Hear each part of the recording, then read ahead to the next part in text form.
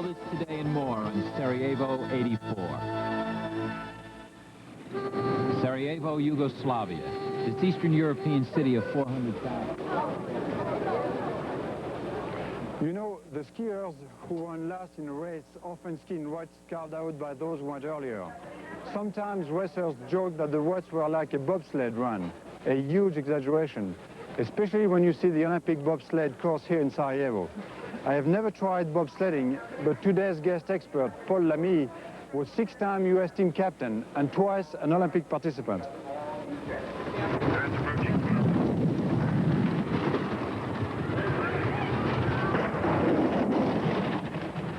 Bobsledding is a fast, exciting, and very dangerous sport. I know, I'm Paul Lamey, and for 15 years I drove bobsleds for the United States. There are two events, the 2-man and the 4-man, each comprised of 4 heats. The winner is determined by the fastest 4-heat total time. Now let's take a look at some of the best bobsled races in the world today as they prepare for Sarajevo. Set. 1, 2. Bobsled racing is an elite and dangerous sport that few men ever experience. But now is your chance. Grab hold of the arms of your chair, take a deep breath, and go. Here comes the first big turn. Speed is building now, the vibration's picking up. The line is good, but the ride is still jarring, shaking you from side to side.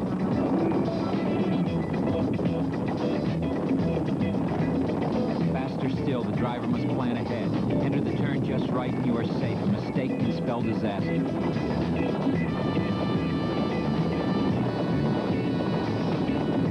The noise is louder, the rattling more severe. The bobsled climbs higher on the turns and the G-force increases, packing you into your body and your body into the sled.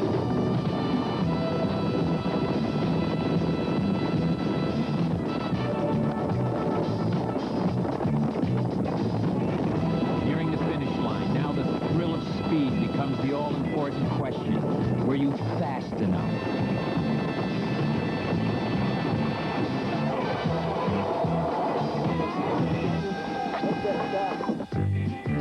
First is the start. In both the 2- and the 4-man, the snap, timing, and power are all important.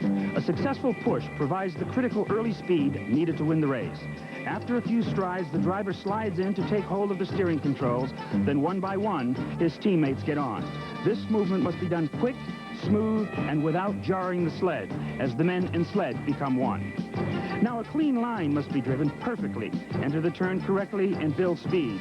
At these slow speeds, an error is very costly in time. Those who are even the slightest bit off risk danger, skids, loss of speed, and a jarring collision with the wall. One mistake sets up another. Concentrate, stay clean, be exact, and snake down through the walls of ice.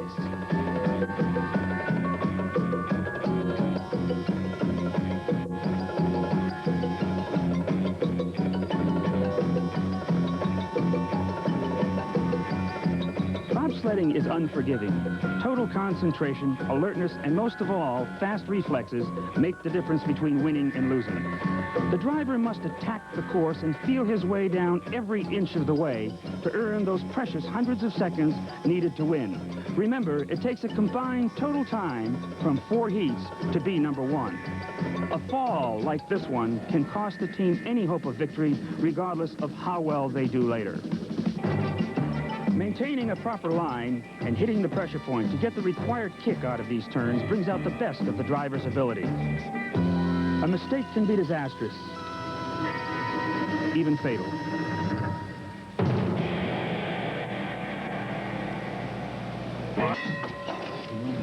The start bell rings. This is the Lake Placid Olympic course. The event, the 1983 World Championships. The team, West Germany 2. Klaus Kopp is the pilot. Hayo Schumacher the brakeman.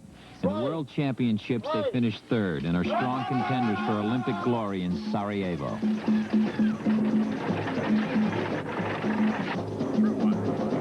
West Germans have been top contenders for years. They were leaders in the application of aerodynamic designs to their equipment. A 2-man sled is approximately 9 feet long and 3 feet wide. The gross weight, 859 pounds, and this includes both men and equipment.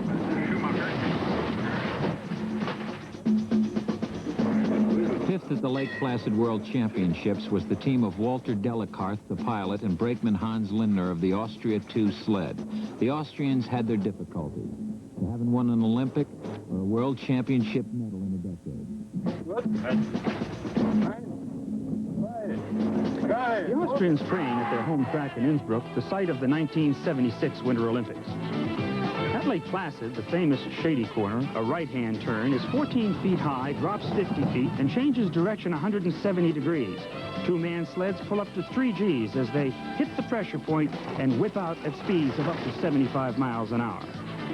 There is a similar turn on the course in Sarajevo. This is Big Shady. And now they're hitting their fastest speed. The mistake here is not as costly as it is at the top of the run when the sleds are going slower. And now, approaching the finish turn when they're down and through, the brakes are applied to bring the sled to a complete stop. Finish time for Austria 2, 1.01.40. The U.S. team had what might have been called a home court advantage at Lake Placid in 1983. Pilot Bob Hickey and brakeman Rich Bisso train on this course. Still, Americans have not had a great success in bobsledding. Bob Hickey and Rich Bisso are both from the Lake Placid area and surely will be among the top U.S. contenders for Sarajevo. Bob drives both the 2- and the 4-man sled for the United States. He is a capable and consistent driver. The Americans have come a long way in the past few years, and with proper training and good equipment, they should do well in Sarajevo. Here on the lower part of the track, where the speed is the greatest, Bob is doing a great job in keeping that sled straight down the middle. A little tap like that one we just saw does not really mean too much. Right through the finish line here, and now applying the brakes to bring that sled to a full stop. Americans Bob Hickey and Rich Bisso were 10th overall in the World Championships. Clearly, they must improve if they hope to claim a medal in Sarajevo. But as Paul Lamey learned, despite obstacles, they are optimistic. Bob, you're the North American national champion. You held a track record here. The Swiss came over and took it away from you. What's the secret to their success? Well, besides being good drivers and good teams and having good starts, they train together year-round. I think that's the biggest thing. 11 months out of 12, they're bobsledding. And what do you plan to do to try and catch them next year in Sarajevo? Well, we're going to train as much as we possibly can beside our jobs, and we're going to have to work harder, that's all. Rick, how many years have you guys been together? How many? Well, I'd say it's been about a year and a half now. Bob and I have been training together, working together. Bobby's a heck of a driver, made up a lot of time on the hill, and we're looking forward to Sarajevo. Predictably, the East Germans showed intimidating skill in Lake Placid. Driver Detlef Richter and brakeman Ingo Vosge placed 3rd in the World Championships.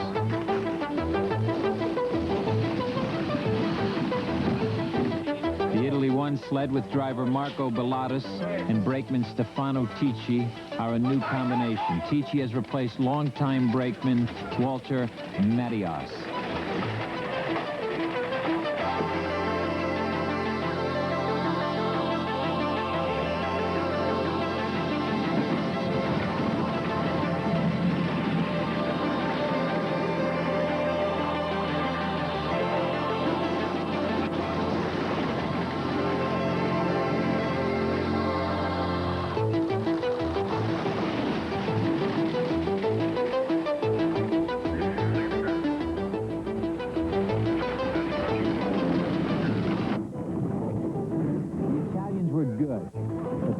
Were dominant. Since 1977, they've owned the sport of 2-man bobsledding. From 1977 to 1980, they were the best, and the name of driver Eric Schara became synonymous with the sport. This is the Swiss 2 sled. Ralph Pickler, the driver. Urs Luthold, the brakeman. Swiss bobsledders like Peter and Eric Scherer, Hans Hildebrandt, Silvio Giobolina are legends in Switzerland for the bobsled championships they have won. Now, new faces are coming to the forefront. Young men like the one driving this sled, Ralph Pickler, look ahead to continue the Swiss tradition in being #1 in the sport. In this race, Split 1, driven by the veteran Eric Sheriff, finished second. Ralph Tickler set the pace by setting a new single-heat record time, as well as a combined 4-heat record time, to win the 1983 World Championships at Lake Placid, New York.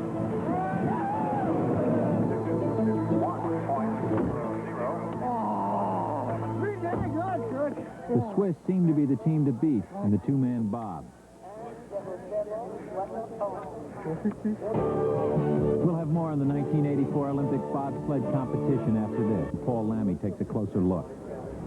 This is a two-man sled with the cowling removed. These are the push bars that the brakeman uses to get the sled off the top of the mountain.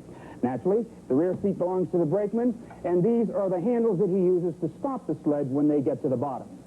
These handles are used for him to hold on with, and as we move forward, this forward seat naturally belongs to the driver. These are the braces that the brakeman has his feet up against, and of course, this is the place where the driver's feet go on the forward part of the sled. These are the handles which the driver uses to steer the sled down the mountain. And, of course, the new sleds are all articulated, and by that we mean it is split right clear across the center. And as you can see, spring loading giving the sled this kind of action, which allows it to walk down the track, if you will, on and off the turns. The bobsled rides on these steel runners, meticulously polished to eliminate drag. It's a team effort which helps build esprit de corps, and that's important to U.S. driver Bill Renton, a career Navy Chief Petty Officer and Olympian who is confident about his team's performance in Sarajevo. Bill, I understand the bobsled run in Sarajevo is pretty quick. Of course, you've held many track records on what is known to be the fastest bobsled run in the world at Lake Placid. How do you think your training in Lake Placid will help you next year in Sarajevo? The speeds we reach here in Lake Placid are definitely going to help me in Sarajevo because of the conditioning I get as far as my reflexes go, my reaction time to the different corners, and the speed is just going to help me adjust to that track in Sarajevo. The track is shorter than Lake Placid, and the big difference between the two tracks is that our track has a lot of long straightaways. But even though we have long straightaways, we are reaching greater speeds, and I'll be able to adjust to that track very well. Bill, during the off-season, how do you plan to prepare for Sarajevo? Well, my job in the Navy, for one thing, helps me stay in shape. We do a lot of swimming, a lot of running. We have an hour and a half every day that we do PT on our own, besides the programs that we'll have for the bobsled team. What we plan on doing this summer, the Navy has planned for us to go to California to the Navy track training camp, and we have a coach out there that's going to train us in sprinting, give us the right weight workouts to do, and he's going to help us a lot. In the past, what we've done is lift a lot of weights and work on strength. For next year at Sarajevo, we need to work on speed, strength and speed both, but a little more speed than strength. For Renton and his four-man team, speed is always the goal. In the 1983 World Championships, his bobsled finished 6th overall. If Renton can achieve better consistency, he may claim America's first Olympic four-man bobsled medal since 1956. Americans dominated the sport back in the 30s, and now it appears they're making a comeback. The new training facility at Lake Placid, coupled with weeks of training on European tracks, including the run at Sarajevo prior to the Olympics, should prepare them for the games and the run for the goal.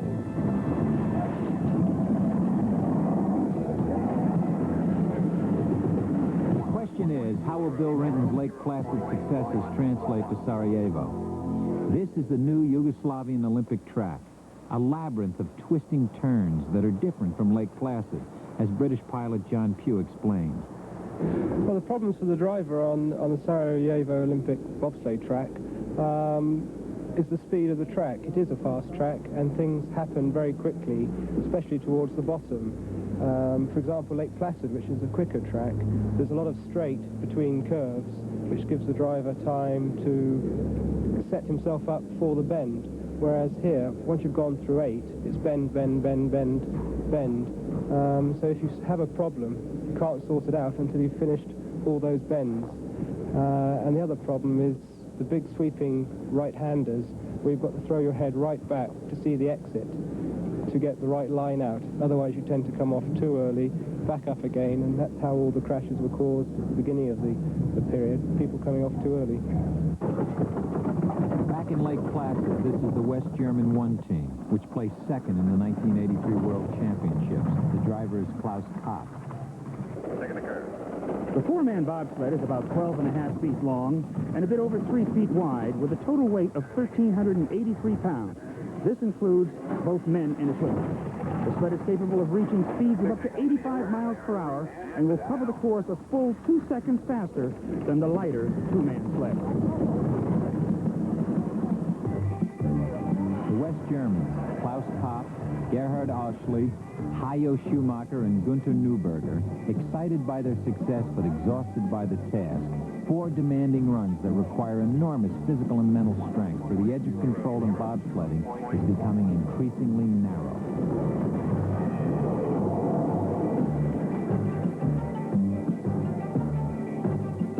This kind of accident can end a career, even end a life.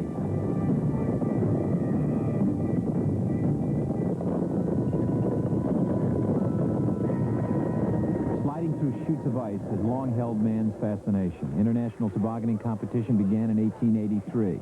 Four-man bobsledding was in the first Winter Olympics in 1924. Of course, equipment and technique have evolved into the space age. And at the 83 World Championships, the East Germans brought these factors together for third place overall.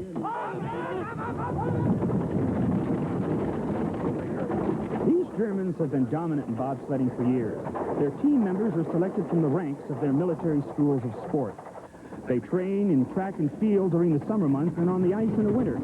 This year, the East Germans chose to send their top teams to Sarajevo to train, while the teams they sent to the World Championships at Lake Placid, although not their best, did very well, as you can see here.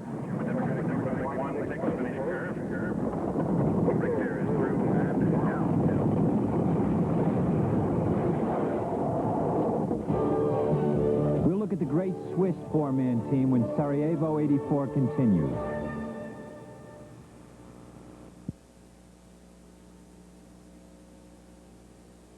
This is the color of victory, the Swiss number 2 sled that set a 4-run track record of 3:57.24 at Lake Placid in the 1983 World Championships. The pilot is the renowned Eckhard Fosser, who also won the 1983 European Championships on the new Olympic run in Sarajevo.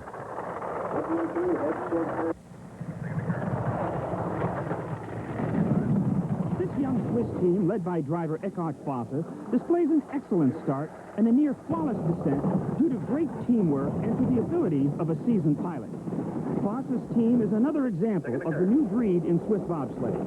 As a result of their performance, they won the 1983 World Four-Man Bobsled Championship and will be a force to be reckoned with in Sarajevo.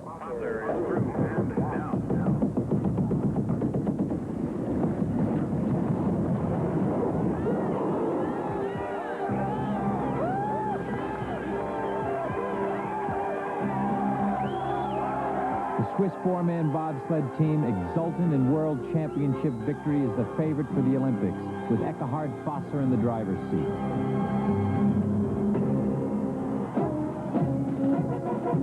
In Switzerland, Fosser and his team are national heroes, celebrated with parades and marching bands.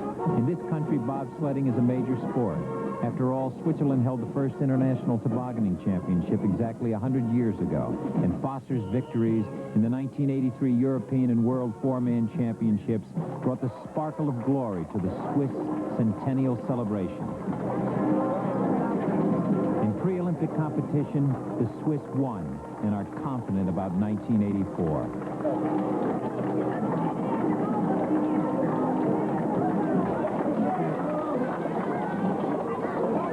But it is more than tradition and national patronage that make the Swiss team the best in the world.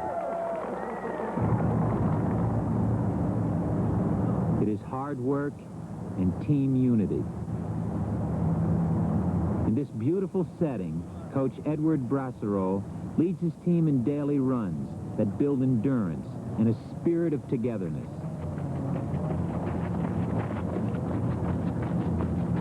Brassereau is as wise about the keys to victory as any man in the sport.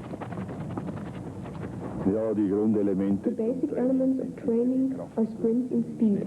It's always good, therefore, to have people who come from track and field and to have the sprints training to the running. We emphasize the basics, the legwork, and of course, finally, build up the condition that is needed, as in any sport, to be able to go on the 1200 or 700 meter bob run. The training's actually year-round. We start in March, April with the first meetings. The national trainers give written training instructions to the members of the national team. Bobsledders may ride most of the way down the mountainside, but their workouts are grueling. As far as the training is concerned, there are a lot of advantages when the team all comes from the same area. They meet more often, they can train together more often, the team becomes more closely knit. They can work together more intensively than they could if the members of the team were 100 or 150 kilometers apart and could only train together once a month. Then you wouldn't have the same kind of solidarity that you find here on the Placid team. A solidarity that leads to the joy of victory through the grunts and groans of training.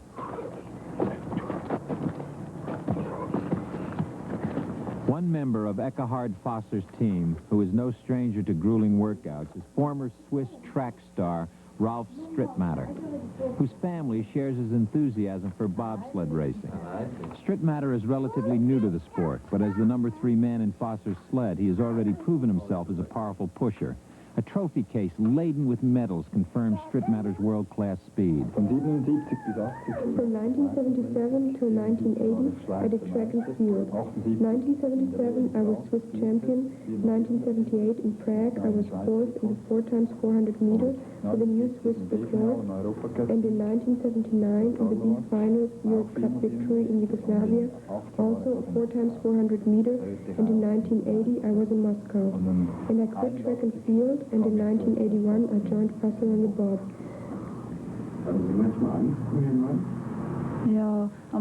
At first, yes, a bit, during the first year. But now I've got used to it, so now I'm not really afraid. I mean, if something is going to happen, it could just as easily happen on the street. I think they've achieved something, after all. And that all the work that they've invested during the year has paid off. And, well, I think a world champion is quite something. And so does all of Switzerland. Of course, success spawns expectation. Fosser and his teammates must win the Olympic gold medal in 4-man bobsledding or be a disappointment. The East and West Germans, the Italians, the British, and a hopeful American team will be in Sarajevo to stop the mighty Swiss.